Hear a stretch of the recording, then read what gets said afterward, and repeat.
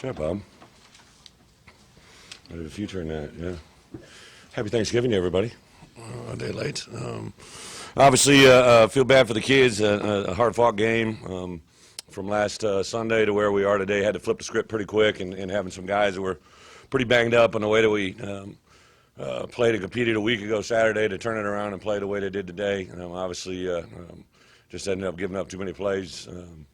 Offense did some really good things, but obviously failure probably in the second quarter kind of staled out a little bit, and then defensively the long ball was probably the breaking point. But I thought our guys competed. From a personal standpoint, we focused on the task at hand. I asked our guys just to try to be their greatest. That's all I want them to do. I didn't say any win for me or anything else. Just go out and be as good as humanly possible for the seniors to get a trophy. Give a lot of credit to Missouri. Played a great game and have played well down the stretch. And it just kind of summarizes the entire year for us, just where we're at and moving forward. Obviously, you guys probably heard the news about me, so I was informed coming off the field that no longer be the coach at Arkansas. So from this point forward, I guess the biggest thing I really take from my experience here is I've always kind of heard and never been let go in my entire life. So this is the first for me. But I've had quite a few coaches as they've moved on. They always kind of say, whether it's right, wrong, or indifferent, you want to leave the place better than when you got here, and I know that's happened. There's no doubt. I know we want more wins. I know we all want this, and we were on a steady climb and ran into a speed bump that we just never really able to get back out of. We were on a steady win cycle with 3, and then to go to 6, and then with 7, and then to 8, and then looked like we could possibly get to 8, 9, 10, and didn't play well down the stretch a year ago. And unfortunately, the things that were brought in front of us this year, I was sitting there watching the Mississippi State-Mississippi game last night and saw Fitzgerald go down, and really the game was never really the same again.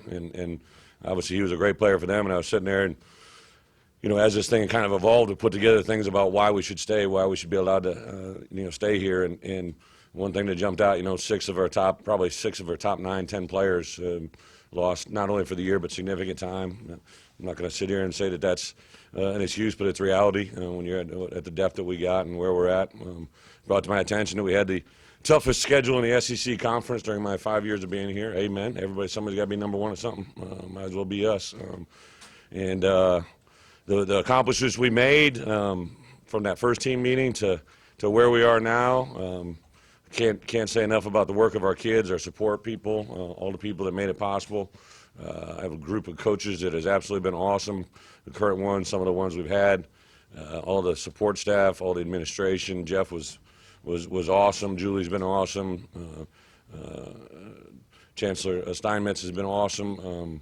I think the thing that ended up being disappointing for me is just have like 80% of our roster back offensively, all the yardage we scored and numbers and points we put up. I think we're in a really good spot for moving forward. I will do anything and everything I can to help Arkansas. I'm a bigger fan of Arkansas now than ever.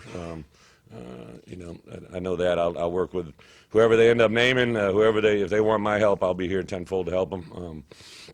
And move forward as long as I'm not working someplace else within reason. So, had a chance. I did it. I did obviously everybody's probably like, ooh, they got him right after that. But I'd much rather have it this way than think about it. And I was going on the road recruiting tomorrow, so this kind of sums that up. I did get a chance to say goodbye to at least 80 of those players that are in that locker room. A lot of emotion running through there, and I think that's a great indication of the trademark or the imprint that you've had on their lives. So. And I have enjoyed working with you guys. I mean that with all due respect. I think one of the first things I said when I got here is I don't want to make anybody's job harder. That's just not my personality. I may not agree with you at times. May have said something. Really didn't ever get anything out of the ordinary. But I love people that love their job, and I know you guys love your job and you got jobs to do. So it is what it is. But that's it. Woo Pig. Open up for questions. All day. I'll get out. See you guys. Bob over here on the left. Should start with Bob. Probably let Nate do it. But, Bret, you spoke so positively recently. Did you expect this to happen, or were you holding out hope that you were going to get another year? Absolutely. They told me to keep working, keep grinding, to keep recruiting. even when Jeff was in his situation, they told me to keep grinding, keep working, and give a lot of credit to our coaches. Had a huge recruiting meeting, and we had a bunch of good recruits in last week, and they had a great weekend. I think they saw the opportunity to get out and play, and that's why I think that you're in a really, really good spot moving forward. I do think that obviously someone will come in with different ideas, thoughts, maybe schemes, but you got a group of players that care. You got a bunch of players that have done a lot of really good things off the field. We took over this program. I believe we were at a 918 APR, and we're at a 988 this past year. I mean, how close as you get is 1,000.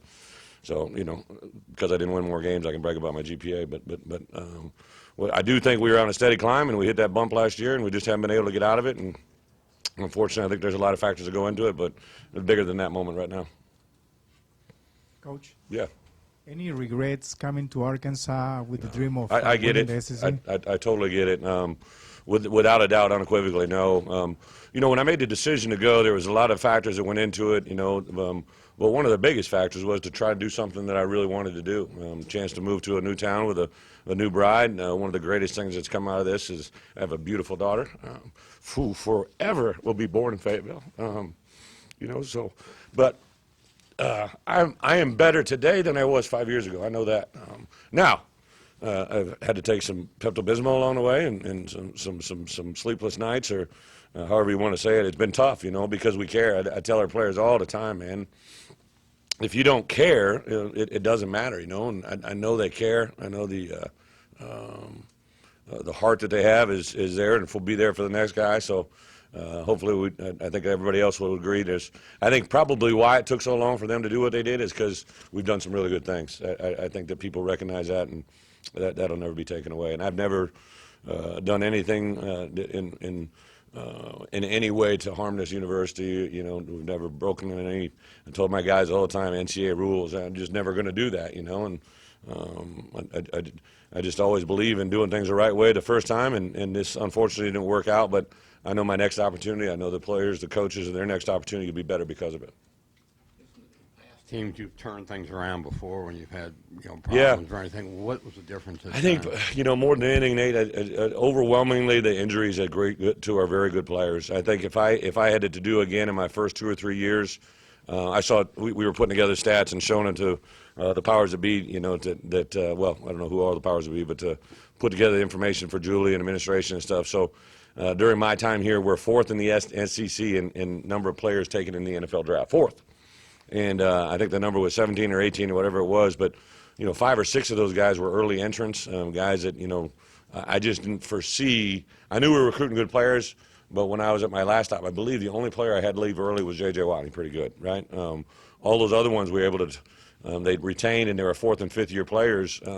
We just don't have a lot of 4th or 5th year players. When I call the seniors up to have chow, there's 12, 13 guys, and not a lot of them are higher end players. So that's probably my only, as I look back on it, I wish I would have signed more O linemen and D linemen of the quality that you need here. Coach, you mentioned in your opening remarks that you were told that you were relieved of your duties while you were coming off the field. Were you physically coming off the field? No, Had it was you hit just- the locker room I yet? got a little office right over here. And, Okay, so it was Julie private. It wasn't saddle no. up to you and, No, and it talk wasn't to you on the brutal. way. So, I've never been let go before. So how long was the conversation? Shameless. Shorter than the one we just had. I think that, Julie and I have known each other a long time, and she's the one that informed me. And I obviously I know that whatever thing it took me. I've always said this. When I took over that last job, I had prerequisite of being there for 2 years before I became the head coach. And I think when you have transition, a lot of times it takes a while for that head coach to learn how things work in the system that he's in. And I was in discovery mode year 2, year 3 here, and still in discovery mode in certain things. My only wish is I wish that the people that ultimately pulled this trigger, I wish I would have known who they were or been around them a little bit. I wish they could see how we work and how we do things and the emphasis and the entire product that we put out there, both on the field and off the field. Just as a follow-up, I know it's only been a half an hour, but have any of your personal representatives been in touch, or has anybody contacted your people about No, what I haven't may even happen here? touched base with my representation. So what's the game plan, Brett? What do you have in mind? What do you want to do? I think my wife got some stuffing from Whole Foods, so she knows I like that for Thanksgiving. So that might be snack tonight. I think the biggest thing, I care about my players and my coaches. I'm going to meet with my coaches here in a little bit, try to give them any kind of information I can. Of course, I know they'll be in touch with the university here, what their situation, their status is. It's kind of unusual because, you got a lot of recruiting starts Sunday, and you got 3 weeks before a national signing date, which probably a lot of people estimate probably somewhere between 80 to 90% of kids will sign in this first signing period, just so that they're not left dangling in the wind for their respective school. And so there's going to be a lot of hustle to get it. I think I'll encourage, especially the Arkansas kids, if they want to be Arkansas, they should stay with it. But depends on what transpires within me.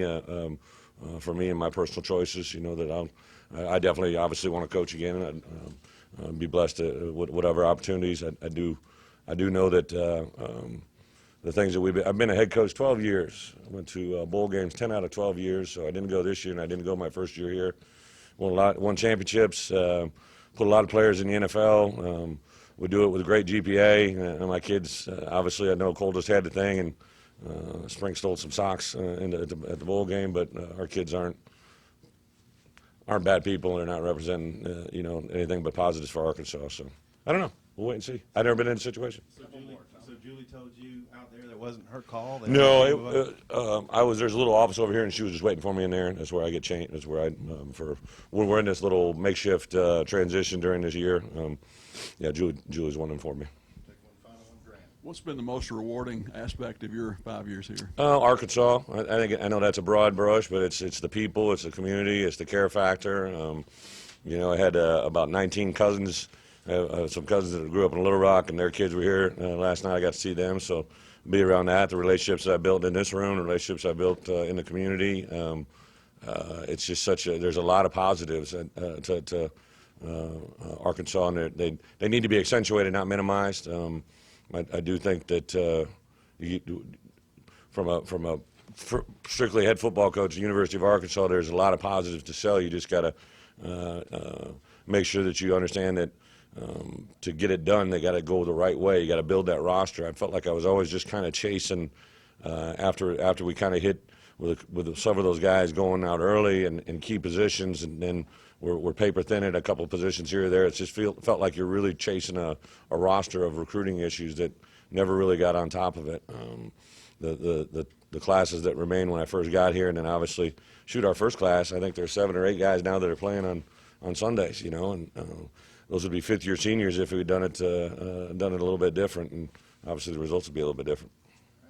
Thank you very much. God bless you guys.